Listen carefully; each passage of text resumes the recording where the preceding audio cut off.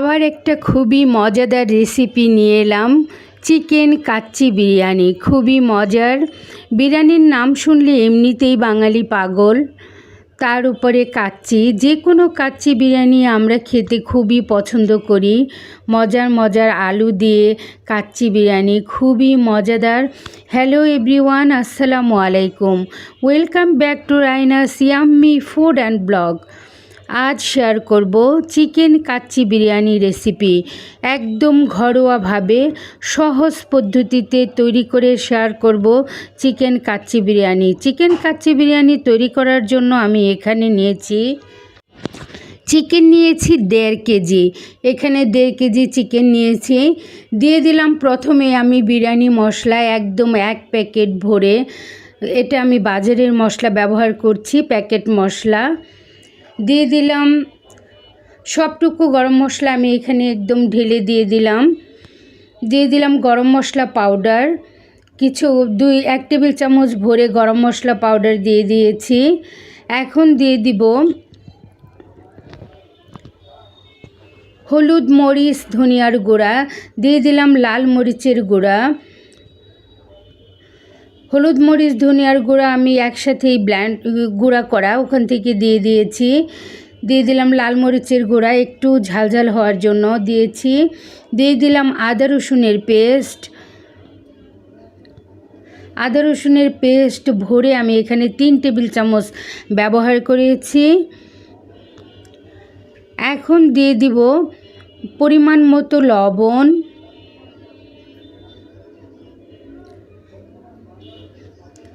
এই তো পরিমাণ মতো লবণ দিয়ে দিলাম।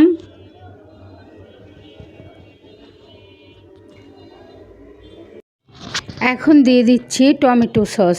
টমেটো সস এখানে আমি 3 টেবিল চামচ ব্যবহার করেছি। এটা বোতলের টমেটো সস, কেনা আর কি, প্রাণ টমেটো সস। এখানে আমি 3 টেবিল চামচের মতো ব্যবহার করলাম।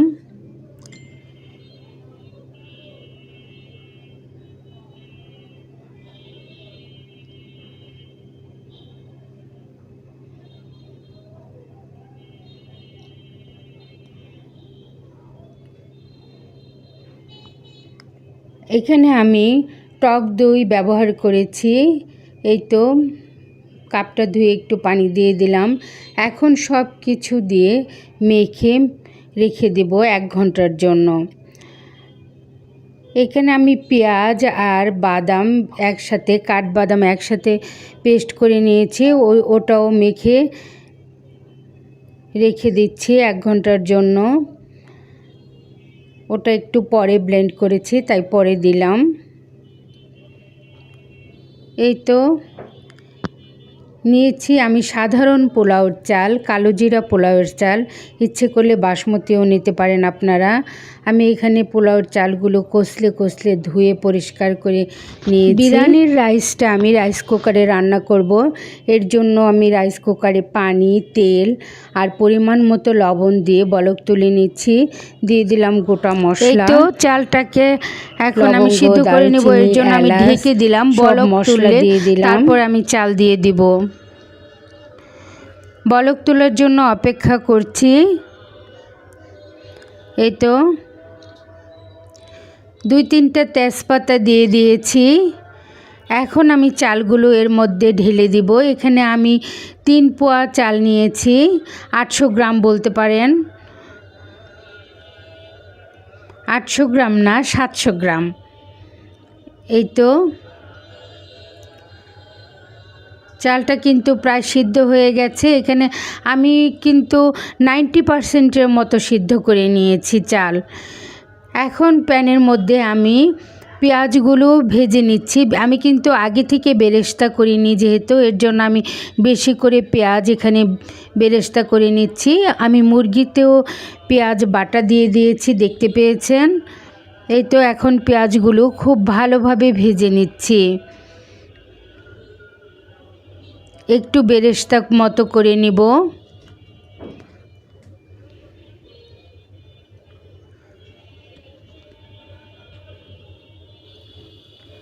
পেঁয়াজগুলো নাড়াচাড়া করে ভেজে নিচ্ছি।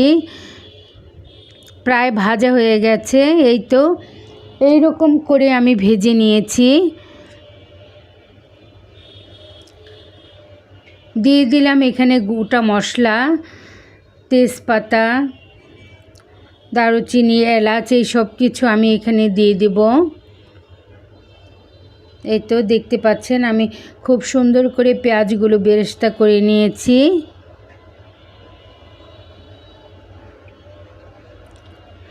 এখন এখানে আমি চিকেনটা রান্না করব।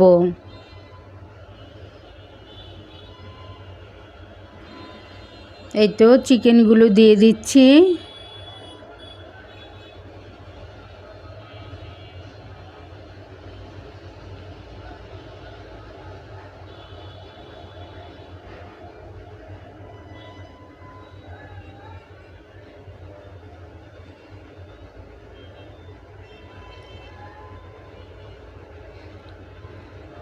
চিকেনগুলো একটু ভেজে ভেজে রান্না করে নিব।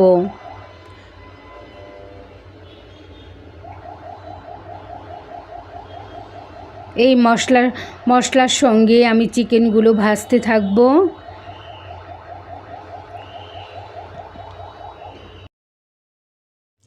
চিকেনগুলো প্রায় ভাজা হয়ে গেছে, দেখতেই পাচ্ছেন।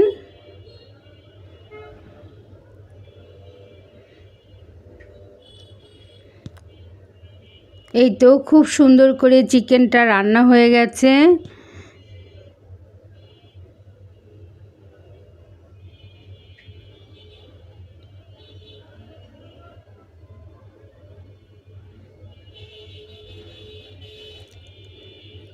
ভাজা হলে আমার যে মশলা ছিল ওখান থেকে একটু পানি দিয়ে আবার একটু ঢেকে রান্না করে নিব। দিয়ে দিলাম কাঁচামরিচ পরিমাণ মতো।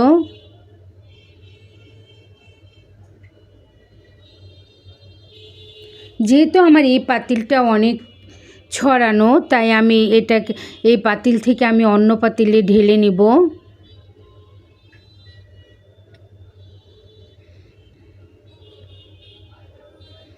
এই তো এভাবে নাড়াচাড়া করে আমি ঢেকে ঢেকে চিকেনটা সিদ্ধ না হওয়া পর্যন্ত রান্না করে নিয়েছি।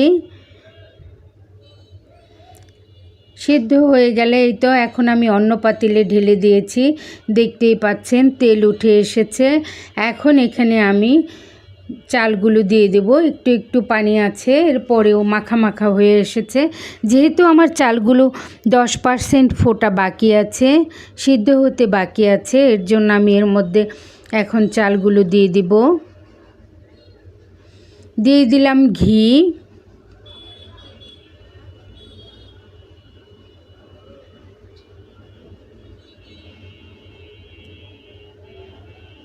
দুই টেবিল চামচের মতো ঘি দিয়ে দিলাম।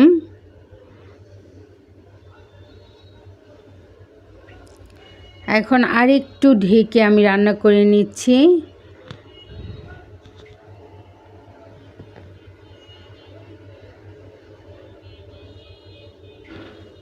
সব কিছু আমি একদম ভালোভাবে রান্না করে, তাই একটু পানি থাকতে তারপরে আমি চালটা দিয়ে দিচ্ছি।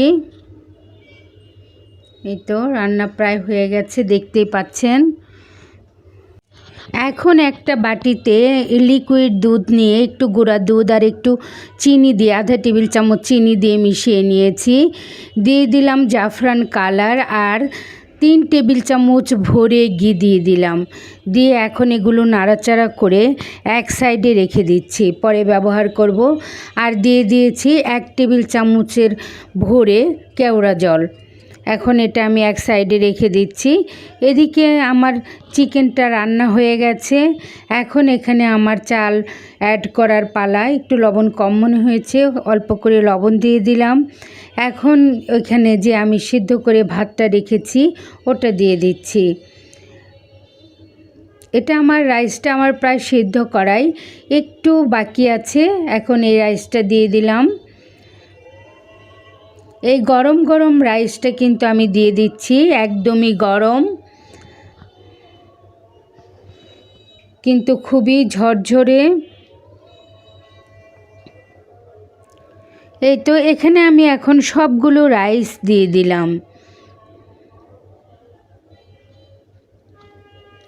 আমি কিন্তু আলু আগে থেকেই একটা প্যানের মধ্যে ভেজে নিয়েছি, একটু ফুড কালার দিয়ে ভেজে রেখে দিয়েছি। ওটা আর আপনাদের সাথে শেয়ার করিনি। আলুটা আমারও একদম সিদ্ধ করা, ভাজতে ভাজতে ঢেকে ঢেকে ভেজে আমি সিদ্ধ করে নিয়েছি। এই তো এখন নিচে আমার চিকেন দেওয়া আছে, আর এখানে আমি ওই যে লিকুইডটা তৈরি করলাম ওটা দিয়ে দিলাম। এখন দিয়ে দিচ্ছি কাচ্চির আলু। আলুটা আমি একটু ঘি দিয়ে ভেজে নিয়েছি। খুবই মজার, আলুগুলো ঘি দিয়ে ভাজলে খুবই মজা হয়। প্রথমে আমি তেল দিয়ে ভেজে ভেজে একদম সিদ্ধ করে নিয়েছি, পরে একটু ঘি দিয়ে নাড়াচাড়া করে তারপর এখানে দিয়ে দিলাম পেঁয়াজের বেরেস্তা।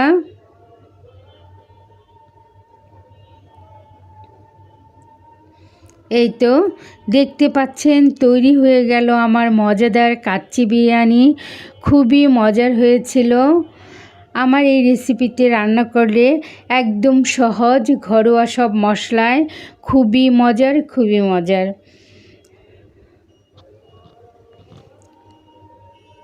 আমার ভিডিও যদি ভালো লাগে, আমার রেসিপিগুলো যদি ভালো লাগে, প্লিজ লাইক দিবেন।